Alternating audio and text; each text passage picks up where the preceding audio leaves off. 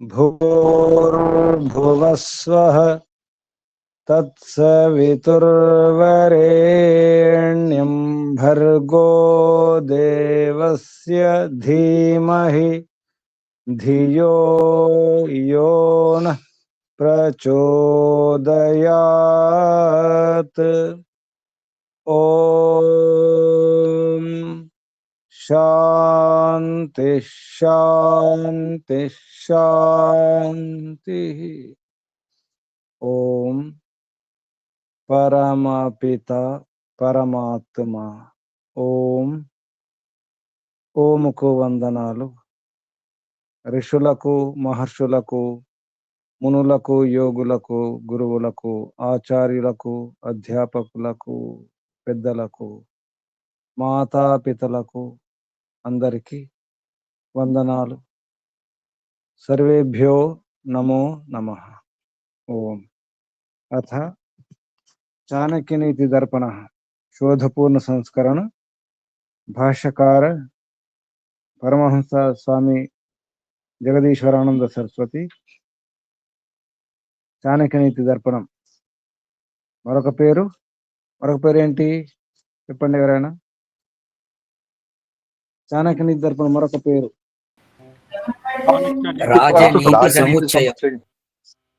రాజనీతి సముచ్చయం.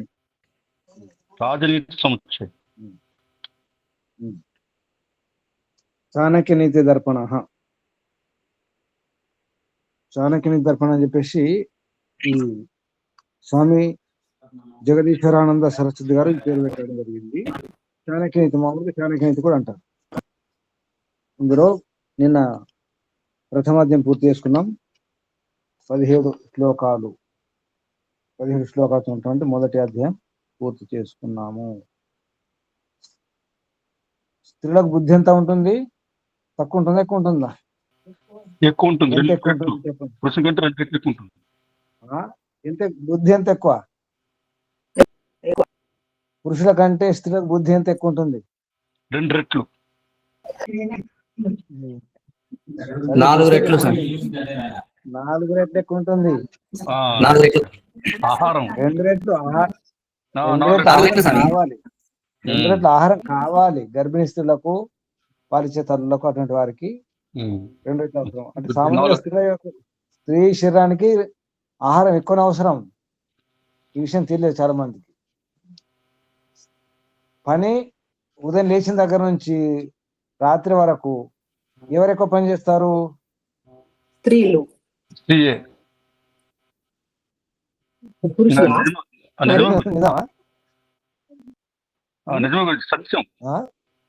పురుషులు సత్యం కానీ ఇప్పుడు ఏమంటారు ఆ తల్లులు ఏమంటారు? మా ఆయన బాగా కష్టపడుతున్నాడు, బాగా సంపాదిస్తున్నాడు, కష్టపడుతున్నాడు, ఇంట్లోనే ఉన్నాం, నీడ పట్టునున్నాం,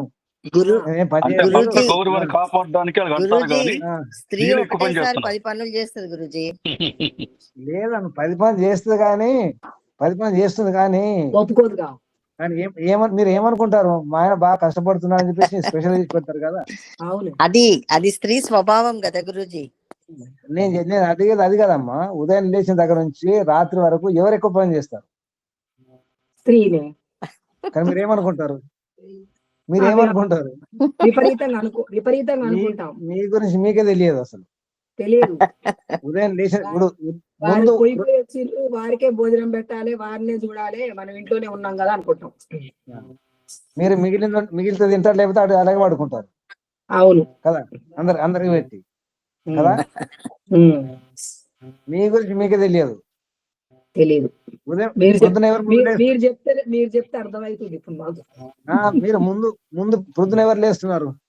మేమే. ప్రొద్దున లేచేవారు. ముందు లేచేవారు. రాత్రి లేట్ గా పడుకునేవారు. అందరికి పెట్టి చేసి మిగిలితే తింటే, లేకపోతే అలాగే పడుకుంటారు. ఉదయం లేచేది మీరే ప్రొద్దున. అవును. అంత అయిన తర్వాత పడుకునేది మీరే. మేమే.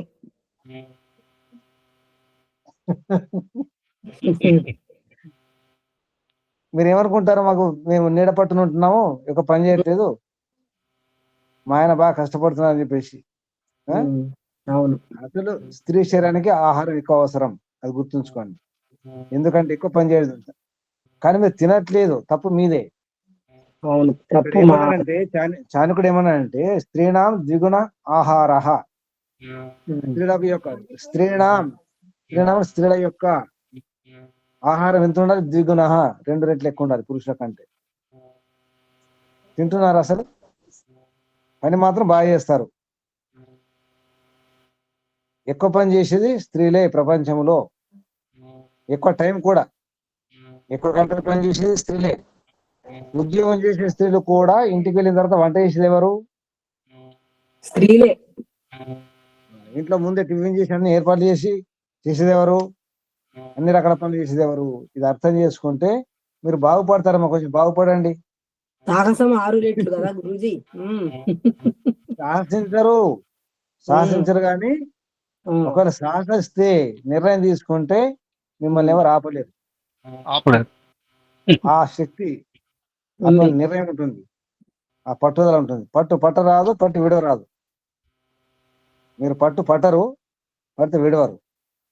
అది మీ మహిమ. మీ మహిమ గురించి మీకే తెలియదు. పేరుకు మాత్రం మహిళలు, పేరుకు మాత్రం తిట్టుకోండి మిమ్మల్ని మీరు. ఓ మహిళలారా, మీ మహిమ మీకే తెలియదు. తిట్టుకోం గురూజీ, మమ్మల్ని మేము మెచ్చుకుంటాం, ఇంత సహనం ఉంది మాకు అని. ఏం లాభం లేదు మెచ్చుకుంటే. నిద్ర లేచింది మహిళా లోకం. అమ్మా లేదు, ఏం లేవలేదు, ఇంకా పడుకుని ఉంది, ఇంకెక్కలేసింది. మహిళలకు నిద్ర లేస్తే అసలు ఈ పురుష ప్రపంచం దద్దరిల్లిపోయేది కదా. పురుష ప్రపంచం దద్దరిల్లిపోతుంది. ఇంత ముందు వాళ్ళమే తప్ప ఇప్పుడు స్త్రీలు అంతా ఆడిస్తున్నారులే గురూజీ పురుషులని. ఆడించిన మళ్ళీ అమ్మ, ఆడించిన మళ్ళీ అంతే, ఏమి లేదు. మళ్ళీ అంతే, కుక్కతో కర వంకరే. తేడా వచ్చింది. మా తరం కాదు, ఈ తరం తేడా వచ్చింది. కనీసం ఇప్పుడే లేవండి. వైదిక నారి ఎలా ఉండేది ఒకసారి గుర్తు చేసుకోండి. వైదిక నారి ఎలా ఉండేది ఒకసారి వేదంలోకి వెళ్ళండి. వేద మంత్రాల్లో ఉన్నాయి ఎలా ఉండాలో. ఒకప్పుడు మనకి ఝాన్సీ కంటే ముందు రామాయణములో దశరథుని కాపాడింది ఎవరు? దశరథుడు ఒక మహిళ, ఒక స్త్రీ. కైకేయి లేకపోతే దశరథుడు పోయేవాడే తెలుసా? అప్పుడు ఆ యుద్ధంలో, దండకారణ్య యుద్ధంలో. మహాభారతంలో కృష్ణుడు, నరకాసురుడు, సత్యభామ. అక్కడ కూడా అది పౌరాణికం కావచ్చు, కానీ అక్కడ కూడా అంతే. కృష్ణుని కాపాడింది ఎవరు? సత్యభామ. అర్థం చేసుకోండి. మరి ఇది ఇప్పుడు కాదు, కలియుగం కాదు. కలియుగంలో ఝాన్సీ లక్ష్మీబాయి వారు వీరు పేరు చెప్తుంటారు, కానీ ముందు కూడా మన చరిత్ర, మన ఇతిహాసం, రామాయణం, మహాభారతం, వైదిక నారీమణులు, వైదిక విదుష్యమణులు, యోగినులు, ఋషికలు, అటువంటి చరిత్ర, అటువంటి సాహసం చేసేవారు ఉండేవారు. కృతయుగం నుంచి ఏం చెప్పారు గురూజీ? ఎప్పుడు ద్వాపరం, త్రేతాయుగం చెప్తారు. కృతయుగం అంతా సమానం కదమ్మా. ఇటువంటి దాంట్లో ఏం తేడా లేవు కాబట్టి చెప్పాల్సిన అవసరం. సత్యుగంలో సత్యం అంతా సత్యమే. అప్పుడు ఈ తారతమ్యాలు, ఈ రకరకాల ఇవన్నీ ఏమి లేవు, నేరాలు, అపరాధాలు లేవు. అప్పుడు అందరికి అందరి భాష వేద మంత్రాలు మాట్లాడుకునే వాళ్ళు. ఈ భాష ఉండేది కాదు. యజ్ఞయాగాలు కూడా అవసరం లేదు అప్పుడు. సంస్కృతం. అప్పుడు యజ్ఞయాగాలు కూడా లేవు కృతయుగంలో. ఇవి త్రేతాయుగంలో మొదలైన యజ్ఞయాగాలు, రాసుకోవడము, పూసుకోవడం అన్ని చూడండి. ఈ లిపి, ఈ రైటింగ్. మనకు పూనా ప్రవేశంలో మర్చిపోయినట్టున్నారు. పూనా ప్రవేశంలో మహర్షి దయానంద సరస్వతి గారు ఇతిహాసం గురించి సుమారు 7-8 ప్రవచనాలు ఉంటాయి. మొత్తం 15 ప్రవచనాలలో మొత్తం ఇతిహాసం. అందులో ఆరంభంలో ఒకటి ఉంటుంది. ఈ లిపి ఎప్పుడు మొదలైంది అంటే, ఎప్పుడైతే జ్ఞాపశక్తి తగ్గిందో, మన స్మరణ శక్తి, అప్పుడు రాసుకోవడం మొదలైంది. అది ఎప్పుడు ఇక్ష్వాకు వంశంలో, ఇక్ష్వాకు చక్రవర్తి నుంచి అంటే అప్పుడు దశరథ మహారాజు వంశం, వాళ్ళ వంశం ఇక్ష్వాకు రాజు. అప్పుడు కృతయుగంలో ఇవన్నీ ఏమి లేవు కదా. ఆడ మగ తేడాలు అది ఏమి లేవు. అందరికి అన్ని వచ్చేది. అందరు పవిత్రమే. అలా అంటే వేదానుకూలంగానే జీవించేవారు. దినచర్య కానీ ఆలోచనలు కానీ అంతా కూడా అంత పవిత్రమే అటువంటి స్థితి. అందుకే కృతయుగంలో అటువంటి ఏమి ఉండదు. ఇప్పుడు చెప్పండి, మీ గురించి మీరు ఏమైనా తెలుసుకుంటారా? తెలుసుకుంటాం, పడుకుంటారా? తెలుసుకుంటాం. అలాగని పురుషుని కించపరచడం కాదు. ఇక్కడ విషయం ఏంటంటే ఆడశరం మహిళా శరీరం అటువంటిది అని. ఇక్కడ మహిళల శరీరంలో చాలా శక్తులు ఉంటాయి. ఇప్పుడు కూడా ఇమ్యూనిటీ పవర్. మీరు చెప్పండి, ఆడపిల్లలు కన్నా వాళ్ళు మగపిల్లలు కన్నా వాళ్ళు ఉన్నారు కదా. చిన్నప్పుడు ఏ పిల్లలకు రోగాలు ఎక్కువ వస్తాయి, మగపిల్లలకా ఆడపిల్లలకా? చిన్నప్పుడు గుర్తులేదు గురూజీ. మగపిల్లలకు వస్తుంది. పిల్లలు పెంచడం రాదనమాట. పిల్లలు పెంచలేదు మీరు. ఆడపిల్లలకు రావు, మగపిల్లలకు రోగాలు ఎక్కువ వస్తాయి. గురూజీ మగపిల్లలు నిజంగా ఏం తింటే వాళ్ళు అరిగించుకునే వాళ్ళు గారు. యొక్క పాలు త్రాగినప్పుడు ఒక కక్కేవాళ్ళు. నిజమే గురూజీ, మోషన్స్ కూడా అయ్యాయి. ఇప్పుడు గుర్తొస్తుంది. మగపిల్లలకి రోగాలు ఎక్కువ, ఆడపిల్లలకు రోగాలు తక్కువ. అవును గురూజీ. సరే ఇప్పుడు చెప్పండి, మగవాళ్ళకి పక్షవాతం ఎక్కువ వస్తుందా, ఆడవాళ్ళకి పక్షవాతం రోగాలు ఎక్కువ వస్తాయా? పక్షవాతం, పారాలిసిస్ వస్తూనే ఉంది అందరికి. సరే బీపీలు ఉన్నాయి, అన్ని ఉన్నాయి గురూజీ. తినే మగవాళ్ళకి ఎక్కువ ఆడవాళ్ళకి ఎక్కువనా? వ్యత్యాసం ఏడ కనిపిస్తుంది గురూజీ? ఆడ శరీరానికి శక్తి ఎక్కువ ఉంటుందమ్మా, రోగాలను తట్టుకునే శక్తి ఉంటుంది. గుర్తుంచుకోండి, ఇప్పటికైనా అర్థం చేసుకోండి. కొంచెం తినండి అమ్మా, మంచిది. ఇది తినాలి, వేదమే తినాలి. శ్రీనాం దిగుణ ఆహారో బుద్ధి తాసాం చతుర్గుణ. 4 రెట్లు సాహసం షడ్గుణం చైవ కామోష్ఠ గుణముచ్యతే. పరిగెత్తకండి, నేను అక్కడ రాలేదమ్మా. నేను ఆగాను. బుద్ధి, నీకు బుద్ధి ఉందా? అసలు మీకు బుద్ధి ఉందా? ఉంది. తల్లులకే మరి బుద్ధి ఉందా? అసలు తిట్లు తింటారు కదా మీరు. అవును, తిడతారు. పిల్లలతో తిట్లు తింటారు, భర్తతో తిట్లు తింటారు. మీకు బుద్ధి ఉందా అంటారు. అవును, నేను కూడా అన్నాను ఎన్నోసార్లు. నా తిట్టు ఒకటే, బుద్ధి ఉందా? బుద్ధి ఉందా? అప్పుడు మీరేమనాలి? ఉంది, బాగుంది, మీకంటే ఎక్కువ ఉంది, పురుషుల కంటే ఎక్కువ ఉంది. బుద్ధి ఉందా అంటే బుద్ధి మీకంటే ఎక్కువ ఉందని చెప్పండి. రెట్టింపు ఉందని చెప్పాలి. అట్లా ఇంకేమన్నా ఉందా గురూజీ? మీకంటే ఎక్కువ బుద్ధి మాకే ఉంది అంటే ఇంకేమన్నా ఉందా? పరీక్షకు చెప్పండి, పరీక్షకు రెడీ అని చెప్పండి, పరీక్షకు రెడీ అని చెప్పండి. పరీక్షకు కాదు గురూజీ, ముందు వాళ్ళ అమ్మలు వస్తారు. రాని అమ్మలు వాళ్ళు మీ పార్టీలో ఉండాలి కదా, మాకు చెప్పండి. అప్పుడు వాళ్ళ పార్టీ వేరే ఉంటది అనుకో. ఇప్పుడు ఇక్కడ అత్తయ్య మీరు మీ పార్టీ మా పార్టీ ఒకటే చెప్పాలి. అత్తయ్య ఉండదు గురూజీ. అమ్మ కావాలంటే పరీక్ష చేసుకోమని చెప్పండి. ఒకే టైంలో ఎన్ని పనులు చేయగలుగుతారో వాళ్ళు చేయగలుగుతారా? పురుషులు చేయలేరు, నేను కూడా చేయలేను. ఆ మాట అంటే మీరు చేస్తారా వ్యాపారం అంటారు గురూజీ?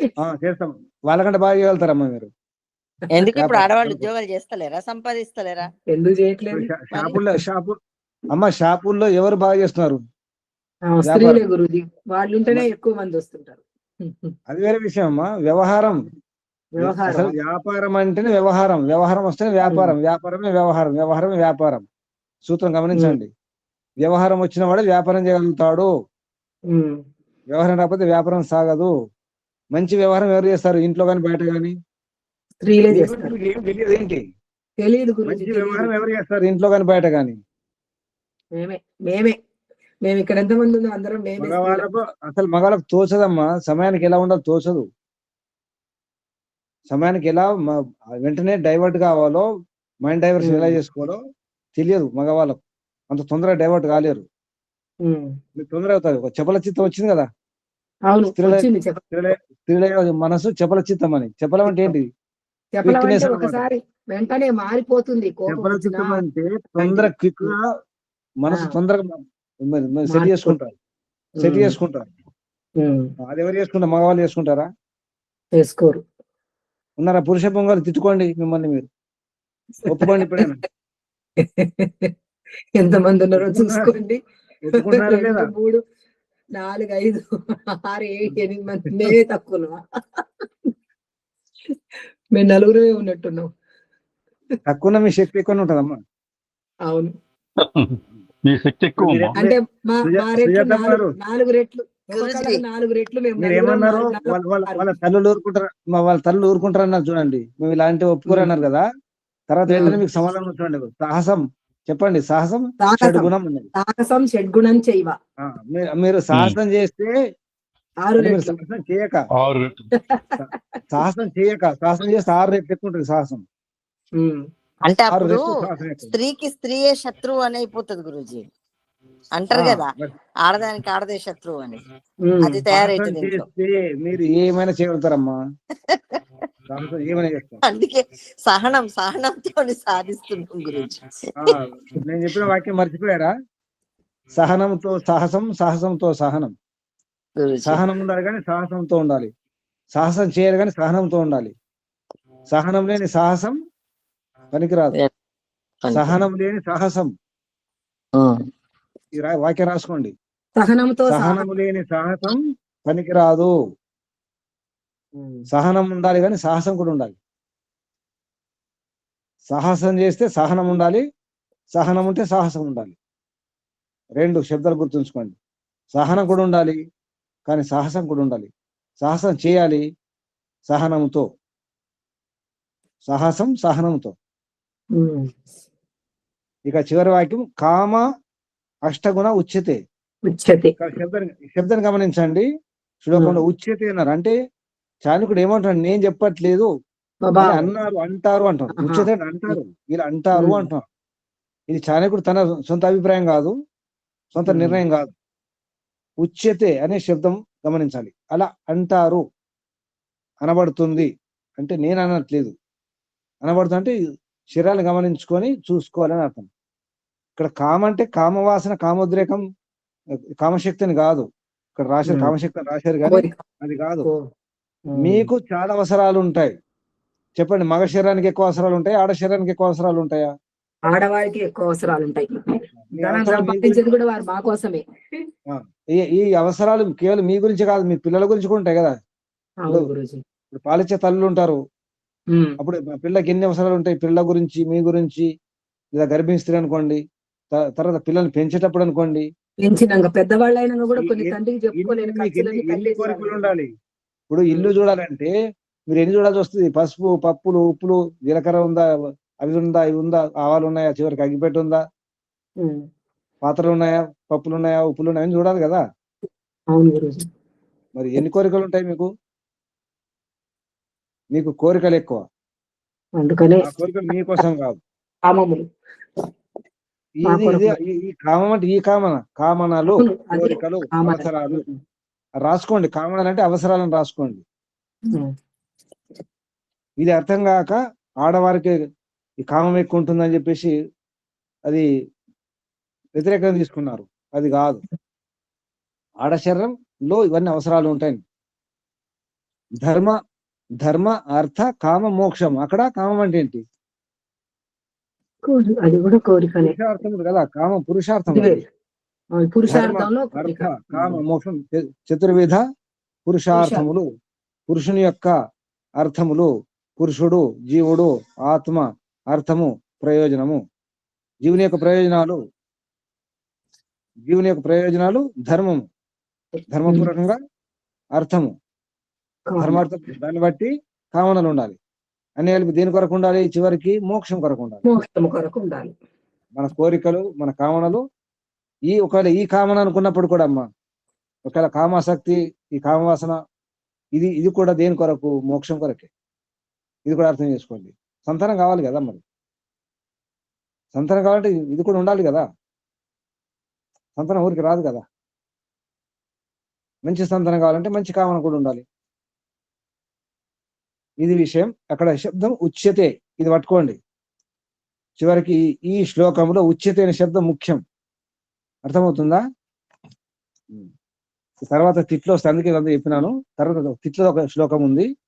అథ ద్వితీయోధ్యాయ, 2వ అధ్యాయంలో తిట్లున్నాయి మీకు. ఇట్లున్నాయా మాకు అందుకే అమృతం. ఇందాక చెప్తే అందుకే అన్నమాట. ముందు పుస్తకం చూడండి, పొగిడిలతో ఉన్న వాళ్ళు కాదు. పుస్తకం నేను చదువుతా చూడండి. గురూజీ. ఇందులో పీడిఎఫ్ గురూజీ ఉంది గురూజీ పుస్తకం. పీడిఎఫ్ లో పద్మత చదవదా వారు, గురూజీ? పద్మత వారు చెప్పండి. అనృతం సాహసం మాయా మూర్ఖత్వమతి లుబ్ధత అశౌచత్వం నిర్భయత్వం స్త్రీణాం దోషాః స్వభావజాః. తిట్టుకోండి, భావార్థం. తిట్టుకోండి. అబద్ధాలు ఆడటము, లేక నిజాయితీ లేకపోవటము, ఓర్పు లేకపోవటము, లేక తొందరపడటము, మోసము లేక కపటము, మూర్ఖత్వము, అత్యాశ, శుభ్రముగా ఉండకపోవటము, నిర్దయత లేక దయలేకపోవటము అనేవి స్త్రీలకు పుట్టుకతో సహజముగా వచ్చే దోష గుణాలు. కొందరు ఈ శ్లోకము ప్రక్షిప్తం అంటున్నారు. ఇది పాయింట్ చూద్దాం గురుజీ. ప్రక్షిప్తం చదవండి. అయిపోయింది గురుజీ, అంతవరకే ఉంది. అంతేనా? ఇంకా ఉందా సుజాత నీ దగ్గర? గారు నా దగ్గర వేరే ఉంది గురూజీ. అదే మరి, అది అబద్ధమాడుట సాహసించుట అనగా ఆలోచింపక ఏ పని అందేనను త్వరగా లగ్నమగుట, మోసగించుట, మూర్ఖత్వము, లోభితనము, అపవిత్రత, దయావిహీనత అను ఇవి స్త్రీలకు స్వభావముతోనే పుట్టిన దోష గుణములు. ఈ శ్లోకము నిశ్చయముగా ప్రక్షిప్తమే. ద్వారం కిమేకం నరకస్య నారి అనగా నరకమునకు స్త్రీ ఒక ఆగండి. ఈ శంకరాచార్యుడు అన్నట్టుగా రాయడం జరిగింది. శంకరాచార్య ప్రశ్న ఏంటంటే, నరకానికి ప్రధాన ద్వారం ఏది అని ప్రశ్న. ద్వారం కిమేకం నరకస్య అంటే ఈ నరకస్య నరకం యొక్క ఏకము ద్వారం, ఒక ద్వారం, ఒకే ఒక ఏకమాత్ర అంటే ఒకే ఒక ప్రధాన ద్వారం ఏది అని ప్రశ్న.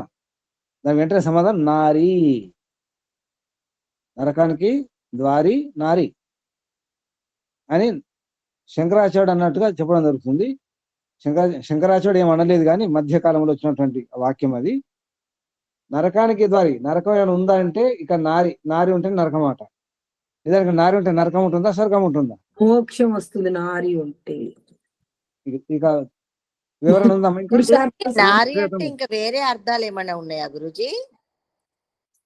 నారి అంటే ఈ ధనుసుకు ఉండే ఆ తాడు, ఆ తీగ కూడా తాడు ఉంటుంది కదా, ధనుసు ఉంటుంది కదమ్మా.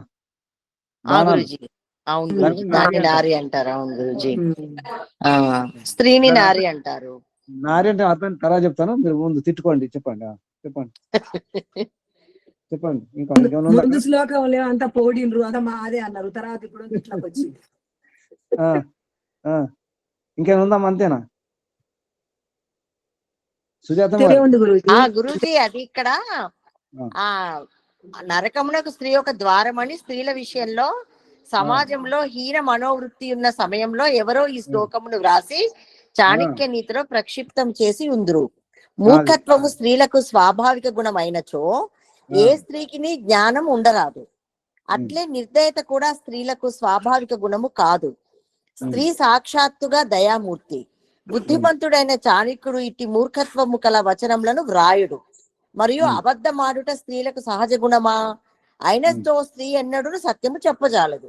స్త్రీ నిజమే చెప్పనిచో భర్త, బిడ్డలు, అత్తమామలు ఉన్న వారితో అసత్య సంభాషణమే చేయుచున్నచో ఆ ఇంటి వాతావరణము అవిశ్వాసముతో నిండి ఆ ఇల్లు నరకముగా తయారగును. అట్లే ఈ శ్లోకంలోని ఇతర దోషములు కూడా అసత్యములే అని ఒక వివరణ ఉంది గురుజీ ఇక్కడ. ఇప్పుడు ఏమర్థమైంది? ఇలా ఇటువంటి దుశ్శాసనలు కూడా చేస్తారు. ఇది ప్రక్షిప్తం, ఇది నిజం కాదు, నిజం అనుకోకండి. ఇది మంచి ఒక తర్కం పెట్టినారు. ఒకవేళ స్వాభావిక గుణం అయితే, స్వాభావికం అంటే ఎప్పటికి ఉండేది అనమాట, పోదు. అగ్ని యొక్క స్వాభావిక గుణము ఏంటి? అగ్ని యొక్క స్వాభావిక గుణం దహించడం ఇంకా వెలుగు. అవి రెండు లేకపోతే దాన్ని అగ్ని అంటారా? అన్నారు కదా, అన్నారు. అవి ఇప్పుడు అగ్ని చల్లారిపోయింది అనుకోండి, అప్పుడు అగ్ని ఉందంటారా? అగ్ని లేదంటారా?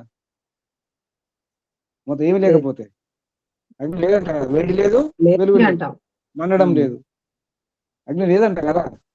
మరి అవును. స్వాభావిక గుణం అంటే ఎప్పటికి ఉండాలి కదా, పోవద్దు కదా. మహిళల యొక్క అమ్మల యొక్క స్వాభావిక గుణం అబద్ధాలు ఆడడం అయితే అసలు అబద్ధాలు ఆడుతూ ఉండాలి, వాళ్ళు నిజం చెప్పకూడదు కదా. దయ లేకుంటే దయ లేకుండా ఉండాలి కదా, అది స్వాభావిక గుణం. ఇక్కడ ఏమన్నారు, స్వభావజాహ అంటే స్వభావంతో పుట్టేవి. ఈ దోషాలు స్వభావంతో పుట్టేవి అన్నారు, స్వభావజాహ. అలా అయినప్పుడు అసలు మారద్దు, అంతే ఉండాలి కదా. అది కనిపిస్తుంది, ఎక్కడైనా కనిపిస్తుందా మహిళల్లో అసలు దయ లేకపోతే, అసలు ఏమాత్రం దయ లేకపోవడము, ఇప్పుడు అబద్ధాలు ఆడడము, తర్వాత సాహసం చేయడం, మాయ అంటే మోసం చేయడం, చిలకపటం చేయడం, అవి కనిపిస్తున్నాయి ఎక్కడన్నా. ఇంకేమన్నారు, లుబ్ధత, మూర్ఖత్వం అంటే అతిగా ఆశించడం అన్నమాట, అతి లోభం. ఇక అపవిత్రంగా ఉండడం, అశౌచత్వం. ఎప్పుడు మూర్ఖంగా ఉంటారు ఆడవాళ్ళు, అలా కాదు కదా. ఈ పదముతో అర్థమవుతుంది మీకు, ఈ శ్లోకంలో ఇది గుర్తుంచుకోండి. స్వభావజాహ, ఇదే తప్పు. స్వభావజ అంటే స్వభావం అలాగే ఉంటుంది, అంటే ఏమాత్రం ఇంకా మార్పు రాదు. మార్పు ఉందంటే స్వభావం కాదు కదా మరి. ఇది పక్క ప్రక్షిప్తమే, సందేహం లేదు. ఈ శ్లోకం ప్రక్షిప్తం, ఎందుకంటే అక్కడ స్వభావజ అనే పదంతో తెలిసిపోతుంది. ఇటువంటి విషయాలు పట్టుకోవాలి. ఏమైనా అడగవచ్చు, చాణక్య నీతిలోనే ఉంది కదండి ఆడవాళ్ళ గురించి అనవచ్చు ఎవరన్నా. ఈ మాట అడగాలి. స్వభావంతో ఉంటే మరి మార్పు ఉండద్దు కదా, ఎప్పటికి ఉండిపోవాలి అలాగే. అలా ఉండట్లేదు కదా. ఇవి తిట్లు కావు. చాణక్యుడు అటువంటి పని చేయడు. చాణక్యుడు మహామేధావి, వేదాధ్యయనం చేసినవాడు. ఇటువంటి మాట్లాడడానికి, ఇటువంటి శ్లోకాలు ఆడడానికి సాహసం చేయడు. అది జరగలేదు. ఇది సందేహం లేదు, నిశ్చితంగా ప్రక్షిప్తమే. సరేనా. శంకరాచార్యుడు కూడా ద్వారం కిమేకం నరకసనారి అనలేదు. మధ్యకాలంలో ఇటువంటివి జరుగుతుంటాయి, కావాలని రాస్తారు. యజ్ఞయాగాలలో ఆ స్త్రీలను కానీ లేదా గుర్రాలను కానీ చంపినట్టు కానీ. అశ్వమేధ యాగం అంటే అశ్విని భాషలు. అశ్వమేధ యాగం అంటే గుర్రాన్ని పంపిన తర్వాత ఆ గుర్రంతో రాజు యొక్క భార్యతో సంపర్కం చేయిస్తారు, ఇద్దరిని చంపేస్తారు. మధ్యకాలం జరిగింది అదే. దాని అర్థం అది కాదు కదా అశ్వమేధం అంటే. ఇలా జరుగుతాయన్నమాట. మధ్యకాలంలో చాలా వికృతాలు, చాలా వేద విరుద్ధ విషయాలు జరిగినాయి, అశ్లీల విషయాలు కూడా జరిగినాయి. అది కాదు, అలా ఉండదు. చాణక్యుడు ఎప్పటి వాడు, క్రీస్తు పూర్వం వాడు. క్రీస్తు కంటే సుమారు 500 సంవత్సరాల ముందు వాడు. అప్పుడు ఆ కాలం వాడు. తర్వాత భోజనం గురించి ఒక విషయం చూడండి, 2వ శ్లోకం చూడండి. భోజన శక్తి చెప్పండి. భోజ్యం భోజన శక్తిశ్చ ప్రతి శక్తి వరాంగన విభవో దాన శక్తిశ్చ నా అల్పస్య తపస ఫలం. అర్థం తెలుగులో అర్థం చెప్పండి. చదువు సుజాత, నా తేడా ఉంది కదా, అందుకని వదిలేస్తా. మంచి భోజన పదార్థము లభించుటయు, ఆ భోజన పదార్థము తిని హరించుకొని శక్తియు, అందమైన భార్య లభించుటయు, ఆమెతో హాయిగా భోగం అనుభవించుటకు కామశక్తి కలిగి ఉండుటయు, సంపద కలిగి ఉండుటయు, ఆ సంపదను దానము చే బుద్ధి కలిగి ఉండుటయు అను ఇవి అల్పమైన తపస్సు చే సంప్రాప్తము కావు. గొప్ప తపస్సంపన్నుడై ఉండవలెను. చాలా తపస్సు ఉండాలి. కింద ఎవరైనా విశ్లేషణ. పైన చెప్పిన విషయంలో భగవంతుడు సమానముగా నిర్మింపక విషమముగా నిర్మాణం చేయును చూడుడు. యహ సుందరస్తద్ వనితా కురూపాయా సుందరి సా పతి రూపహీన యత్రో భయం తత్ర దరిద్రత చ విధే విచిత్రాని విచేష్టితాని. పురుషుడు అందగాడైన స్త్రీ అందవిహీనయు, భార్య అందకత్తె అయిన భర్త రూపహీనుడును ఇద్దరొక్కటిగా ఉన్నచో వారు దరిద్రులుగా ఉండుటయు విధాత యొక్క విచిత్రపు లీలలు. అట్లే ధనమున్నవాడు లోభియు, దాత ధనహీనుడుగాను ఉందురు. అటుల కాక పై విషయములు సమములుగానున్నచో అవి అచటి వారి యొక్క పూర్వజన్మ తపఫలముగా భావింపవలెను. ఇక్కడ ఏం చెప్పాలనుకున్నాడు గురుజీ, అర్థం కాలేదు. ఏం చెప్పాలనుకున్నా అంటే ఇవన్నీ అదృష్టం, పూర్వజన్మ చేసుకున్నటువంటి కర్మఫలం ఉంటుంది, అన్ని ఉంటాయి. కొందరు ఉంటారమ్మా, ఇప్పుడు ఈ జన్మలో ఏం పని చేయరు, కూర్చొని తింటారు, అన్ని వస్తుంటాయి, మంచి ఆదాయం కూడా ఉంటుంది. అంటే తాత ముత్తాత సంపాదించిన ఉంటుంది, ఏదో రెంట్లు అవి ఇవి వస్తుంటాయి, భూములు ఉంటాయి, కౌలు వస్తాయి, ఏం చేయరు ఇప్పుడు. కానీ దాని అర్థం ఏంటి? గత జన్మలు చేసుకుంటే పుణ్యం ఉంది అని అనుకోవాలి. భోజన పదార్థాలు ఉంటాయి, కానీ తినడానికి శక్తి లేదు, జీర్ణశక్తి లేదు, అప్పుడు తినలేం కదా. డాక్టర్ ఏమంటారు? తినొద్దు అంటారు. అన్ని పదార్థాలు ఉన్నాయి ముందర, అన్ని ఉన్నాయి, తినలేం. అసలు ఆకలి లేదనుకోండి, జీర్ణశక్తి లేదు, వాంతులు అవుతున్నాయి, మలబద్ధకం ఉంది, ఇంకేం తింటాం? జ్వరం వచ్చేసింది, తినలేము, ఉండి కూడా తినలేము. అంటే భోగ్య పదార్థాలు ఉండి కూడా అనుభవించలేము, అటువంటి స్థితి కూడా వస్తుంది కదా. డబ్బులు ఉండి కూడా ఒకసారి శక్తి ఉండి డబ్బులు ఉండవు. అప్పుడు అన్ని ఉన్నప్పుడు దరిద్రం ఉంటుంది, డబ్బులు ఉండవు. డబ్బులు అన్ని ఉంటాయి కానీ వాడుకునే బుద్ధి ఉండదు. ఇటువంటి ఎలా ఎందుకు జరుగుతాయంటే అంతా నా అల్పస్య తపస ఫలం. అల్ప ఫలం కాదు, చాలా మహాఫలం, మహా తప ఫలం ఉండాలి. తపస అంటే తపస్సు యొక్క ఫలం. చాలా గొప్ప తపస్సు చేస్తేనే కానీ ఇటువంటివి జరగవు. అంటే గత జన్మలో కానీ ఈ జన్మలో కానీ చాలా తపస్సు అవసరం, చాలా పుణ్యం చేసుకోవడం అవసరం. మహాన్ తపస్సు అన్నారు, గొప్ప తపస్సు కారణం, ఇవన్నీ జరగవు. అంటే అంత ఫలం తపస్సు చేసిన వాళ్ళకి అంటే తిన్న పదార్థాలు జీర్ణం కావడము అన్ని ఇప్పుడు ఏవైతే ఇచ్చిండ్రో ఆ సంపదలన్నీ కలిగి ఉంటారు. ఉదాహరణకు అమ్మ, వయసులో ఉన్నప్పుడు బాగా కష్టపడి తిరిగి కష్టపడి సంపాదిస్తారు 30 ఏళ్ళ 40 ఏళ్ళ వరకు. అప్పుడు భోగిద్దాం అంటే అన్ని రోగాలు వస్తాయి, బీపీ, షుగర్లు, అవి వచ్చేసరికి ఇది తినవద్దు అది తినవద్దు. చూడండి ఇప్పుడు గమనించండి, బాగా కష్టపడ్డారు, సంపాదించి పెట్టుకుని కోటాను కొట్టున్నాయి, కానీ ఇప్పుడు తిందామంటే షుగర్ ఉంది, ఏ స్వీట్లు తినలేడు, అవి తినలేడు, ఇవి తినలేడు, స్థూలకాయం వచ్చేసింది అనుకోండి, అన్ని వద్దంటారు. ఫ్యాట్ పెరిగిపోయింది, తగ్గించండి, ఇది తగ్గించండి. ఇప్పుడు జరుగుతున్నదే కదా. ఎక్కడ అనుభవిస్తున్నారు? ఎక్కడ అనుభవిస్తున్నారు? షుగర్ వద్దంటారు, ఆ ఫ్యాట్, ఆ వస్తువులు వద్దంటారు, స్వీట్ వద్దంటారు, అన్ని వద్దంటారు కదా.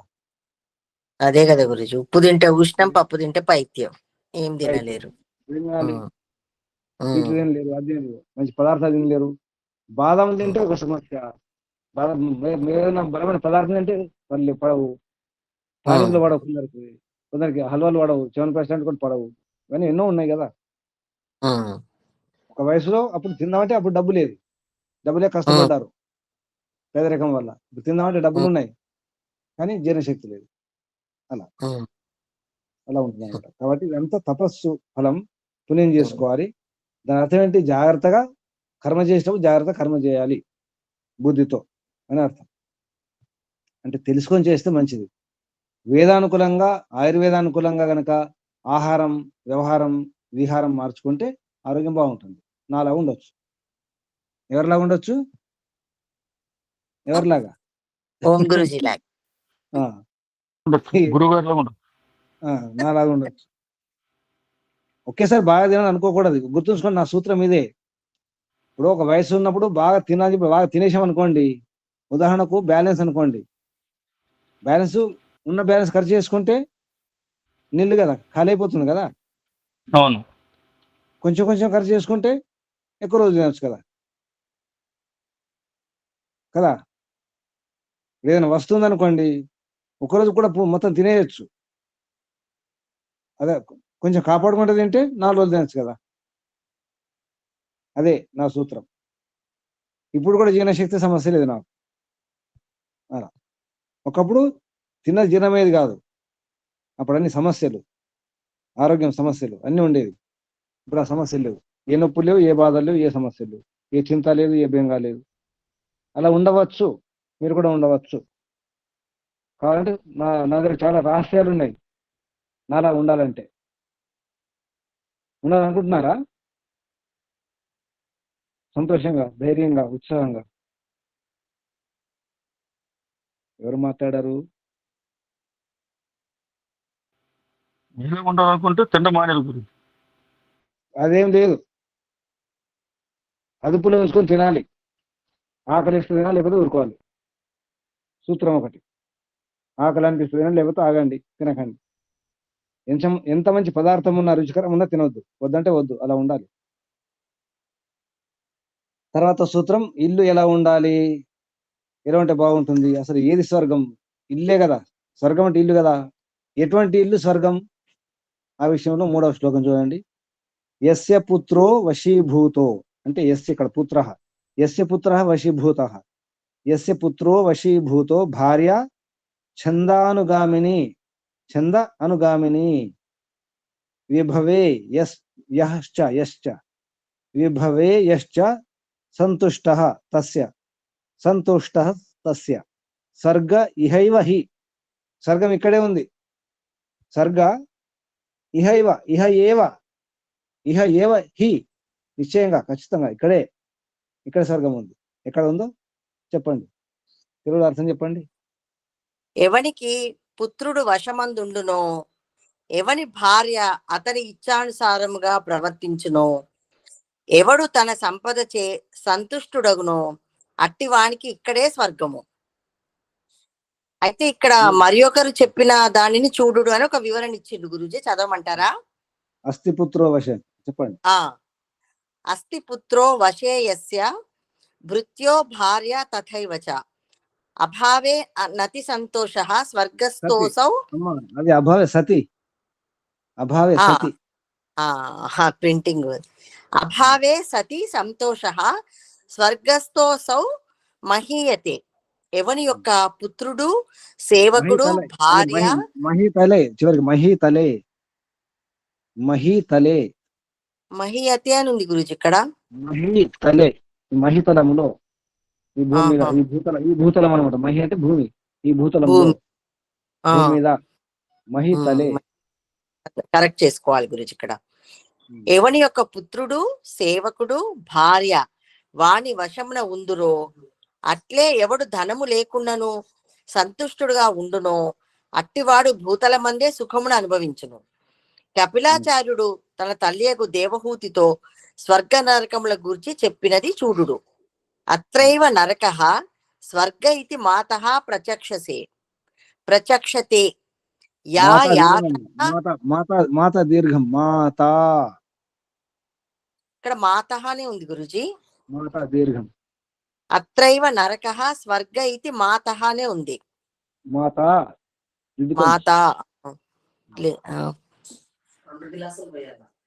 లెవెల్ ప్రచక్షతే యా యాతనా వై నారక్యాస్తా ఇహ ప్యుపలక్షితాః. ఇహ అపి ఉపలక్షిత. అయితే ఓ మాత స్వర్గ నరకములు ఇచ్చటనే ఉన్నవని చెప్పుదురు. నరకంలో ఏ బాధలు ఉన్నవో అవి ఇక్కడ కూడా కనబడుచున్నవి. ఇది వివరణ గురుజీ. నరకం అంతా ఇక్కడే ఉంటుంది. నరకంలో ఏముంటాయి? ఇక్కడే ఉంటాయి. నరకంలో ఏముంటాయి? ఇక్కడే ఉంది, ఇంట్లోనే ఉంటాయి. స్వర్గ నరకములు ఇక్కడే. అత్రైవ నరకః స్వర్గ అన్ని ఇక్కడే ఉంటాయి. మన ఇంట్లోనే ఉంటాయి, మన ఒంట్లోనే ఉంటాయి, బయట ఎక్కడ లేవు. నరకలోకం స్వర్గలోకం అనేది ఇక్కడే. ఇది విషయం. అంటే ఇల్లు ఎలా ఉంటే నరకం, ఎలా ఉంటే స్వర్గం అంటే ఎవరి పుత్రులు ఇక్కడ సంతానం కంట్రోల్లో ఉన్నవారు, అదుపులో ఉన్న సంతానం, కొడుకు కానీ కూతురు కానీ ఎవరైనా కానీ, భార్య ఛంద అంటే ఇష్టం, ఇచ్ఛ, ఆజ్ఞానుసారి. భార్య ఎలా ఉండాలి? ఆజ్ఞానుసారి, తన కోరినట్టు ఉండే విధంగా. అంటే ఇక్కడ రెండు రకాలు తీసుకోవాలి. భార్యకు అనుకూలంగా భర్త కూడా ఉండాలి, భర్తకు అనుకూలంగా భార్య ఉన్నప్పుడు.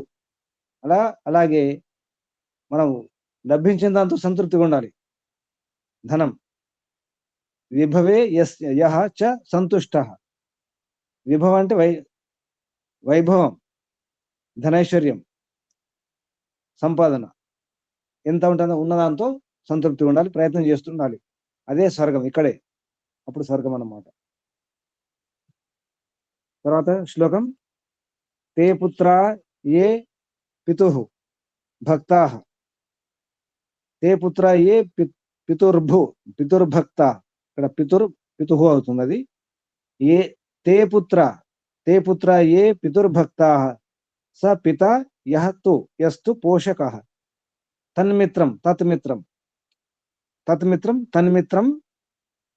యస్య విశ్వాసః సా భార్య యత్ర నిర్వృత్తి. అర్థం చెప్పండి కృష్ణారావు గారు. తండ్రి యందు భక్తి కలవారే పుత్రులు, బిడ్డల పాలన పోషణ చేయవాడే తండ్రి, విశ్వాసపాత్రుడైన వాడే మిత్రుడు. ఏ స్త్రీ వలన భర్తకు సుఖము ప్రాప్తించునో అట్టి స్త్రీయే భార్య. దీనికి వివరణ కూడా ఇచ్చారు గురుజీ. చెప్పండి. పుత్రుని గూర్చి శుక్రనీతి సారము 2:38 శ్లోకం ఉంది. ప్రాప్య అపి మహతి వృద్ధిం వర్తేత్ పితురాజ్ఞయా, పుత్రస్య పితురాజ్ఞ అపి పరమం భూషణం స్మృతం. పుత్రుడు ఉన్నత స్థానములో ఉన్నను తండ్రి ఆజ్ఞను అనుసరించి నడవవలెను. తండ్రి ఆజ్ఞను పాలించుట పుత్రునికి పరమ భూషణం. ఏ పని చేసినా తండ్రి సంతుష్టుడగునో ఆ పనిని పుత్రుడు అవశ్యము చేయవలెను. తండ్రికి ఏ కొంచెము దుఃఖము కలిగించినది అయినను ఆ పనిని పుత్రుడు చేయరాదు. తన సదాచారములతో తండ్రిని ప్రసన్నుని చేయువాడు పుత్రుడు.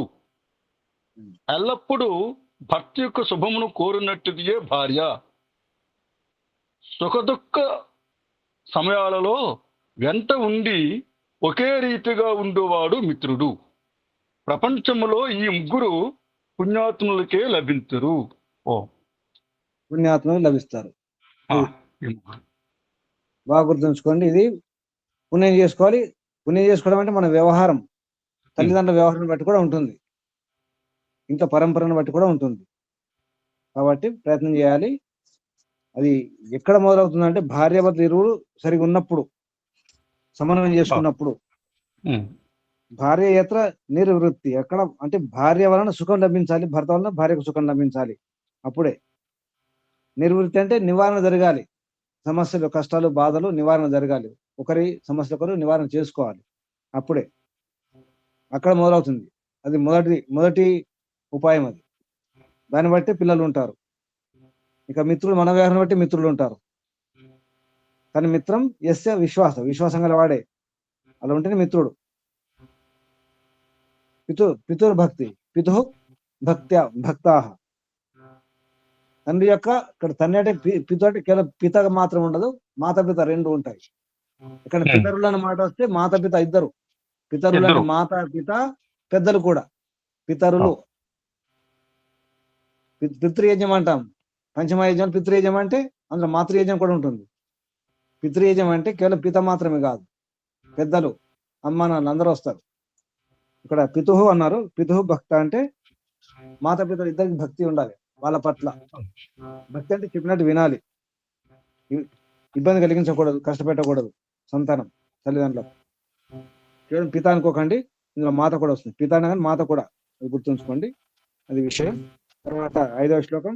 పరోక్షే కార్యహంతారం ప్రత్యక్షే ప్రియవాదినం వర్జయేత్ తాదృశం మిత్రం విషకుంభం పయోముఖం.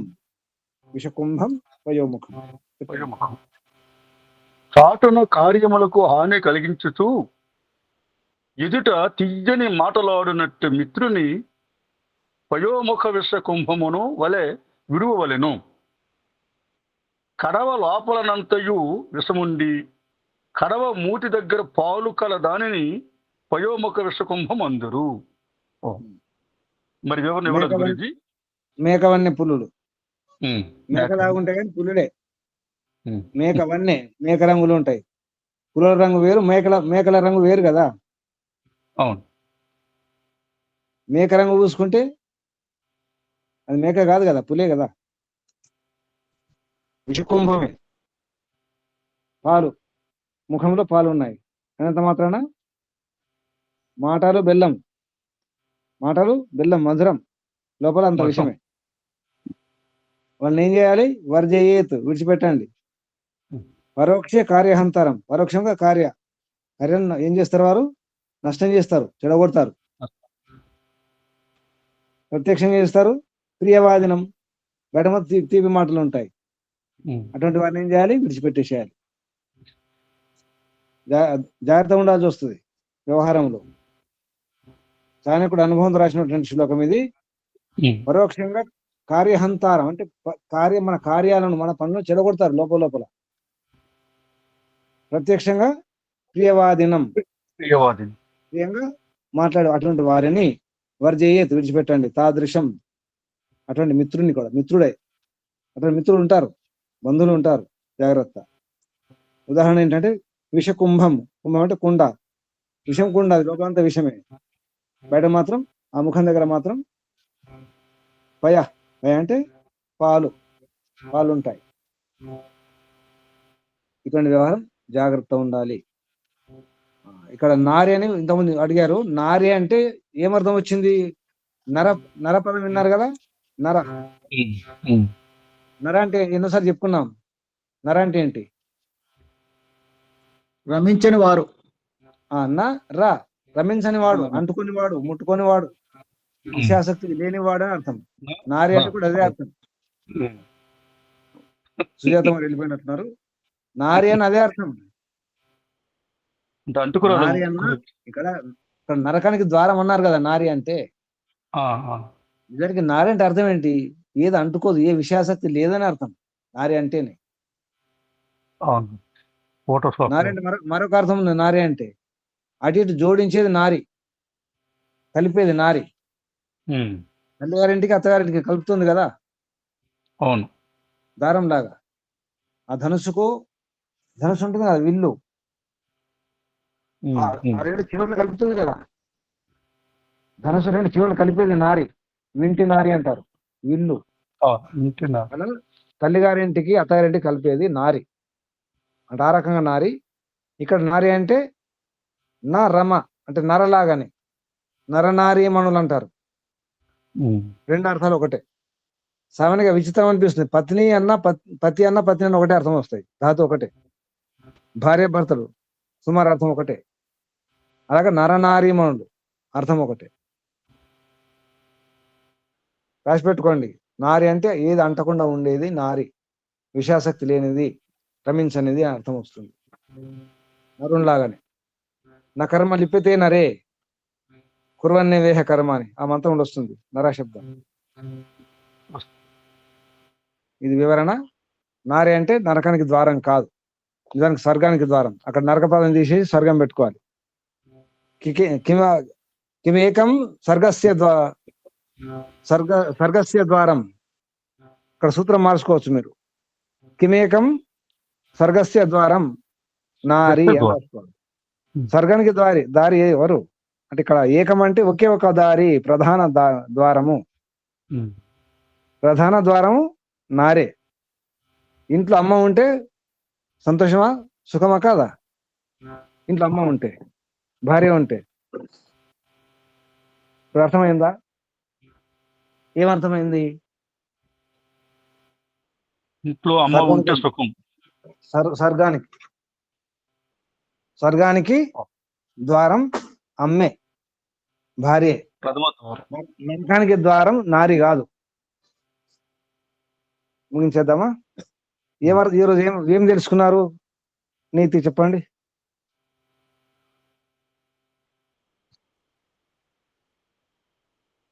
తల్లులు చెప్పండి, మీరు చెప్పాలి. తల్లులు పద్మావతమ్మ గారు చెప్పండి. గురూజీ ఈరోజు ఏం నేర్చుకున్నారు? తిట్టుకున్నారా? తిట్లు లేవు ఈరోజు, తిట్లు లేవు. చెప్పండి. ఈరోజు నీతి అంటే గురూజీ మరి స్త్రీలు గురించే ఎక్కువగా తెలియజేశారు. అంటే నారి అనే దాన్ని బాగా తెలియజేశారు గురూజీ. మరి ఏది అంటుకోదని, ఇంకా తర్వాత మరి అసత్యాలాటం అవన్నీ కూడా దాని గురించి కూడా మీరు వివరించారు ఏ విధంగా అనేది. అక్కడ ఒక మాట స్వభావజ, అది దాన్ని బట్టి చెప్పండి. ఎవరిని అడిగినప్పుడు చాణక్యనీతిలో శ్లోకం ఉంది అంటే లేదు, అక్కడ స్వభావజ అన్నారు, అది తప్పు అవుతుంది. స్వాభావికంగా ఉంటే కానే కాదు, సాధ్యం కాదు. స్వభావం కాదు కదా. స్వభావం అయితే మరి ఇవన్నీ ఎలా అవుతుంది? దాన్ని బట్టి ఇది ప్రక్షిప్తమే, సందేహం లేదు. ముందు అక్కడ రాశారు గురూజీ ప్రక్షిప్తం అని. అదే ప్రక్షిప్తం రాశారు కింద, గాని అక్కడ శ్లోకం ఉంది కదమ్మా, అక్కడ హింట్ ఉంది. హింట్ ఏంటంటే స్వభావజాహ, అది స్వభావజాహ. అవును. అంతకుముందు కామ అష్టగుణ ఉచ్యతే అని చూడండి. అక్కడ అవును అవును ఆడవారికి కామం ఎన్ని రెట్లు ఎక్కువ అంటే అక్కడ ఉచ్యతే, అది గమనించండి. అక్కడ శబ్దం ఉచ్యత అంటే అనబడుతుంది అంటారు, చెప్పబడుతుంది అంతే. అంత అనుకుంటారు. ఇంకో అర్థం అనుకుంటారు, అది అనుకుంటారు కానీ అసలు అది ఆకలం కాదు. అవసరాలు ఉంటాయి, స్త్రీలకు ఎక్కువ అవసరాలు ఉంటాయి. అవసరాలు ఎక్కువ, ఎందుకంటే సంతానానికి తనకి ఇల్లు గురించి ఎన్నో ఉంటాయి. ఇంటి గురించి అన్నిటి గురించి చాలా ఒక ఇల్లు కాదమ్మా, పుట్టినిల్లు గురించి కూడా ఉంటుంది. పుట్టినింట్లో కోరికలకు అవి కూడా అవసరాలు ఉంటాయి. అవును. అమ్మ ఇక్కడ ఉంటుంది కానీ తల్లి కూడా గుర్తుకొస్తుంది, అమ్మ గుర్తుకొస్తుంది, నాన్న గుర్తుకొస్తుంది, అందరు గుర్తుకొస్తారు కదా. అక్కడ అవి కూడా ఉంటాయి, ఇవి కూడా ఉంటాయి, రెండు ఉంటాయి కదా, ఒకటి కాదు కదా. చెడ్డవాడైనప్పుడు విడిచిపెట్టమని కూడా చెప్పింది ఒక శ్లోకం. నిజానికి ఇప్పుడు అమ్మాయి ఎట్లా ఉంటుంది అంటే అమ్మా, ఒక వారధిలా ఉంటుంది, అటు ఇటు కలపడానికి కలిపినట్టే ఉంటుంది కదా, అటు ఇటు. అందుకే నారి అంటారు. ఇంకా ఏం నేర్చుకున్నారు? ఇంకేమిటంటే మిత్రుడు చెడ్డవాడైనప్పుడు విడిచిపెట్టమని ఒకటి ఉంటుంది. అదే నా గురించి అదొకటి తెలుసు. ఆలోచించాలి, మనసుతో ఆలోచించి కార్యాలు చేయాలి కదా, రక్షించుకోవాలి. ఇంకా మూర్ఖత్వంతో ఉండకూడదు, మూర్ఖత్వంతో నిశ్చయాలు తీసుకోకూడదు. సంతానం బాగుండాలి, అనుకూలంగా ఉండాలి, భార్యాభర్త అనుకూలంగా ఉండాలంటే అదృష్టం కావాలి అన్నారు. అదృష్టం అనుభవించిన కూడా అదృష్టం కావాలి. అవును. ఎంత ఉన్నత స్థానంలో ఉన్నా తండ్రి ఆజ్ఞకు అనుసరించి నడవాలి, అనుకూలంగా ఉండాలి, ఎంత గొప్పవాడైనా. ఇట్లాంటి తెలుసుకున్నాం గురించి. శుభం. ముగించేద్దామా? తల్లులు, మీ మహిమ మీరు తెలుసుకోండి. సైనికుడు మిమ్మల్ని ఏం తిట్టట్లేదు, ఏం తిట్టట్లేదు, నింద లేదు. శుభం. ముగించేద్దాం. ముందుగా పరమపిత పరమాత్మకు వందనాలు, ప్రణామాలు సమర్పిస్తూ ఋషులకు, మహర్షులకు, అందరికీ, చాణకునికి కూడా వందనాలు, ప్రణామాలు. మీ అందరికీ వందనాలు, అభినందనలు. పరమపిత పరమాత్మ శుభాశిస్సులు. ఓం శం. సర్వేభ్యో నమో నమః.